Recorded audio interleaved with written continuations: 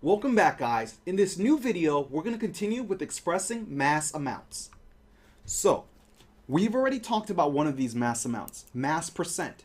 Remember, when we talked about mass percent in the past, we just said that mass or weight percent is the percentage of a given element in a compound. Here we're going to tweak it a little bit, and we're going to say now mass percent equals the mass of our solute over mass of solution times 100.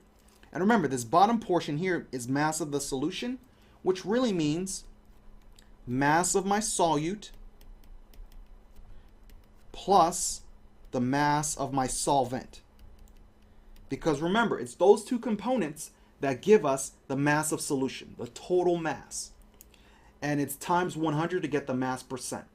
Now, related to mass percent are two other terms. One is called ppm, which is just parts per million. And another one, which is called ppb, which is parts per billion.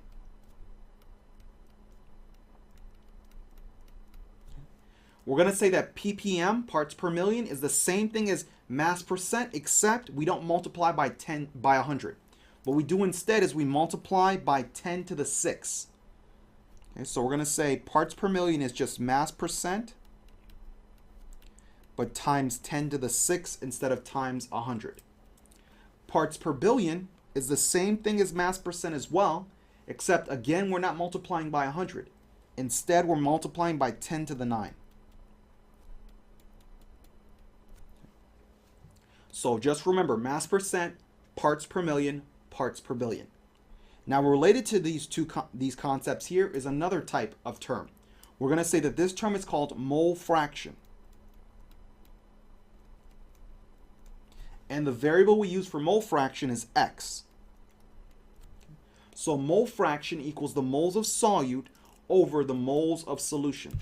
So again, the bottom part really means moles of solute plus the moles of solvent. And honestly, on the top it could also be moles of solvent. It all depends who they're asking you to find the mole fraction of. If they're asking us to find the mole fraction of a solute, then it's the moles of solute on top. But if they're asking us to find the mole fraction of a solvent, then the top portion will become moles of solvent.